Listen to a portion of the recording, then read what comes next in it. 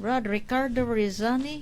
Nala ko'y kuan segundang pangutana Brad Efren kana bang sa Mateo 16:18 na nagingon na si kuan na og ikaw sultihan ko ikaw Pedro og ibabaw ning bato pagatukuron ko ang akong iglesia. Ang pangutana karon Brad Efren, wa ba kani matukod pa ba Brad Efren kay ningon man na pagatukuron? Natukod na ba kani Brad Efren o wala pa? Palayo pa tinaw. Okay, kining pagkasultiha binisaya niya sa in English, so I tell you Peter, upon this like I will build my church. Even the gates of hell shall not prevail against it. Timana na to, Brad Ricardo, kana nagbinisaya ang imong gibasa niya in English o Latinon pa na.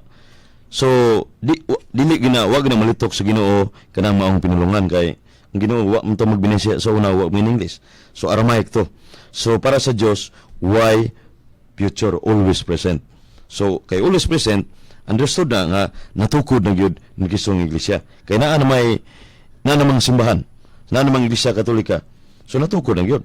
So muna nga unsa may gipahayag sa simbahan sa fundamental subla Katolik dogma, settled question na ni. Nga naman natukod ang usa ka iglesia. Ang iglesia Katolika ang gitukod ni Kristo. So natukod na unsa may ngan sa iglesia ang gitukod ni Kristo. Wa na nganli sa Mateo 16:18 kay mingong manguban. Nabay mabasa diha sa Mateo 16:18, Iglesia Katolika. That is illogical question. Wa ko na masuwat anong ipabasa man. So simple philosophy.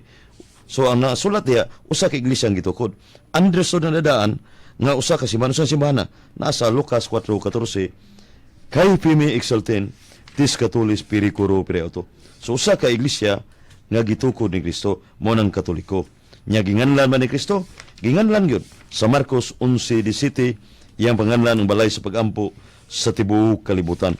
So gikan sa ngabil ni Kristo nga ginganlan niya ang manang Katolikong simbahan.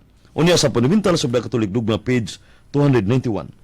Christ and the Church, Christ founded the Church, defined as a dogma of faith. Sa to pa na gitukod ni Kristo ang simbahan. Way lain, way tao nga nagtukod, tao mas Kristo, both human and divine mas Kristo. Kito mga tinukod og tao nga protestante non-Catholic churches, dili gina tinuod with due respect kay tinukod na og tao sama nato.